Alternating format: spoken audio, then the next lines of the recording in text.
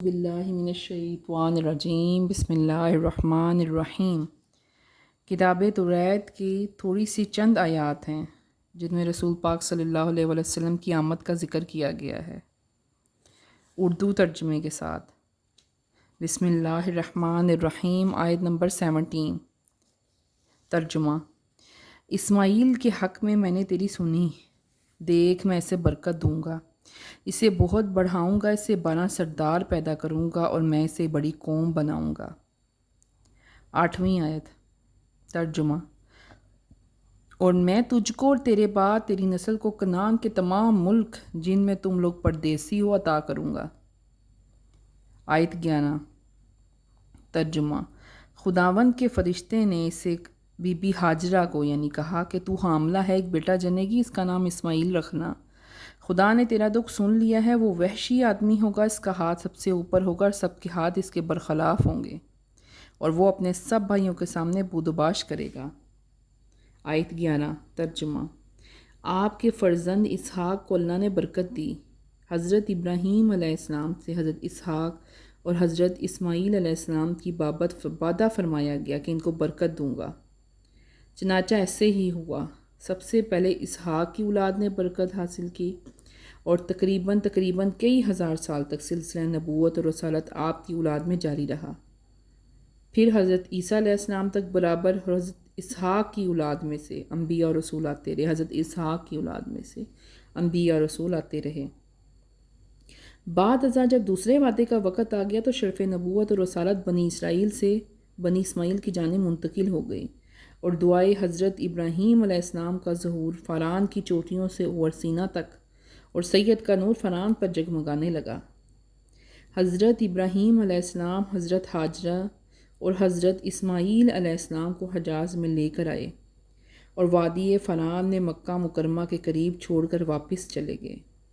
حضرت سارہ کے وصال کے بعد حضرت ابراہیم علیہ السلام پھر اسی وادی فاران میں واپس تشریف لے آئے۔ اسی عرصے میں حضرت اسماعیل علیہ السلام جوان ہو چکے تھے۔ اب ان دونوں نے مل کر اسماعیل علیہ السلام اور حضرت ابراہیم علیہ السلام نے مل کر خانہ کعبہ کی تعمیر شروع کر دی۔ تب قرآن پاک کی سورہ البقرہ آیت 128 میں اس بات کا بھی ذکر کیا گیا ہے۔ ترجمہ: اس وقت کو یاد کرو جب حضرت ابراہیم علیہ السلام اور حضرت اسماعیل علیہ السلام بیت اللہ کی بنیادیں اٹھا رہے تھے اور یہ دعا مانگتے جا رہے تھے کہ اے پروردگار، ہماری خدمت قبول فرمائیں، تو بے شک سننے والا اور جاننے والا ہے، اور اے پروردگار، ہم کو ہماری ذریعے سے، ہماری جماعت سے ایک ایسی جماعت بنائی جو تیری فرما بردار ہو۔ اب اس مقام پر ذریعے سے مراد کیا ہے؟ ذریعے سے مراد ہے حضرت اسماعیل علیہ السلام، جو کہ وادی فاران، حرم اللہی اور کعبۃ اللہ کے آس پاس مقیم ہیں۔ اس ذریعے کے ذریعے حضرت ابراہیم علیہ السلام نے یہ دعا مانگی سورہ البقرہ میں آیت 129 میں۔ ترجمہ: اے پروردگار، اس ذریعے میں سے اسماعیل علیہ السلام اور ہاجرہ میں سے ایک ایسا رسول بھیجی جو تیری کتاب کی تلاوت کرے، لوگوں کو کتاب و حکمت کی تعلیم دے، ان کو کفر و شرک سے پاک کرے، بے شک تو غالب اور حکیم ہے۔ اسماعیل علیہ السلام کی اولاد میں سے نبی اکرم صلی اللہ علیہ وآلہ وسلم سے زائد کون بابرکت اور بردمند ہوا؟ کنعان کی زمین کس کی وراثت میں آئی؟ حضور پر نور کے سوا کون ہے جس کا ہاتھ سب کے اوپر ہوا؟ کون ہے؟ زمین کے خزانوں کی کنجیاں اس وقت کس کے ہاتھ میں ہیں؟ اسی کے ہاتھ میں دی گئی ہیں، حضور پاک صلی اللہ علیہ وآلہ وسلم کے ہاتھ میں دی گئی ہیں۔ اب 12 سردار کون تھے؟ 12 سرداروں سے مراد 12 خلفاء ہیں۔ اسلام کا رہی 12 خلفاء پر گھومے گا، کہ اسلام کی جو چکی ہے 12 خلفاء پر گھومے گی، جو سب کے سب بنو قریش میں سے ہوں گے۔ اسحاق علیہ السلام کی اولاد کو حضرت اسماعیل علیہ السلام کی اولاد پر برکت دینے میں اسی وجہ سے مقدم رکھا گیا کہ حضرت اسماعیل کی اولاد میں سے خاتم النبیین سیدنا محمد صلی اللہ علیہ وآلہ وسلم پیدا ہونے والے تھے۔ پس اگر حضرت اسماعیل علیہ السلام کے وعدے کو مقدم کر دیا جاتا تو پھر اسحاق علیہ السلام کی اولاد سے سلسلہ نبوت اور رسالت منقطع ہو جاتا۔ اس لیے خاتم النبیہ صلی اللہ علیہ وآلہ وسلم کے بعد کوئی نبی رسول نہیں بنایا جا سکتا۔ اسی وجہ سے اسحاق علیہ السلام کی اولاد میں باکثرت نبی پیدا ہوں گے۔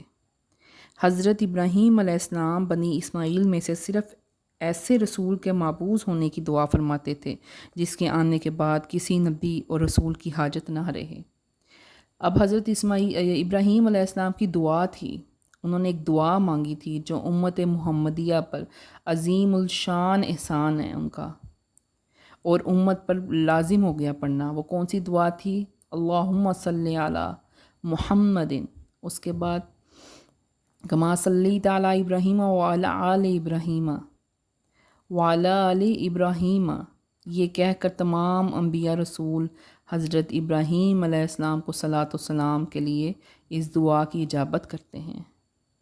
حق و تعالیٰ نے حضرت ابراہیم علیہ السلام کو علم و حکمت بھی عطا فرمائی اور صالحین میں بھی داخل فرمایا۔ آخر میں یعنی اس آخری امت میں کما صلیت علی ابراہیم کے ذریعے سے ان کا ذکر خیر فرمایا گیا، اور انشاءاللہ یوم قیامت تک یہ جاری رہے گا سلسلہ۔ کون سی دعا تھی؟ اللہم صلی علی محمد وعلی آل محمد کما صلیت علی ابراہیم وعلی آل ابراہیم انک حمید مجید۔ اور چونکہ حضرت ابراہیم علیہ السلام سے برکت دینے کا بھی وعدہ تھا، اس لیے کما بارکت کا اضافہ کر دیا گیا۔ اور عجب نہیں ان 12 سرداروں سے کہ جن سے خلفاء مراد لیے گئے، ختم نبوت کی طرف اشارہ ہو، یعنی حضرت صلی اللہ علیہ وآلہ وسلم کے بعد نبوت اور رسالت کا سلسلہ جاری نہیں رہے گا، بلکہ خلافت اور نیابت کا سلسلہ جاری ہوگا، اور اسی وجہ سے حق و تعالیٰ نے امت سے صرف خلافت کے جاری رکھنے کا وعدہ فرمایا، نبوت اور رسالت کا سلسلہ ختم ہو جائے گا۔